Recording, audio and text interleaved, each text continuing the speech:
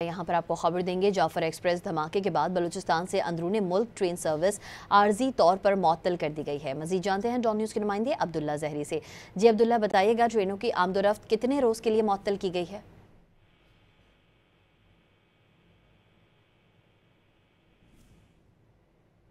अब्दुल्ला, आपको आवाज़ आ रही है? जाफर एक्सप्रेस धमाके के बाद बलूचिस्तान से अंदरूनी मुल्क ट्रेन सर्विस आर्जी तौर पर मअतल कर दी गई है।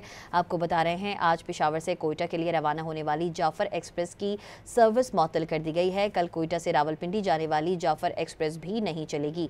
13 अगस्त को रावलपिंडी से कोयटा, 14 अगस्त को कोयटा से पिंडी जाने वाली जाफर एक्सप्रेस भी मअतल कर दी गई है। कोयटा से कराची जाने वाली बोलान में की सर्विस भी मअतल कर दी गई है। कोयटा बोलान मेल अब 16 अगस्त को कराची से रवाना होगी। आप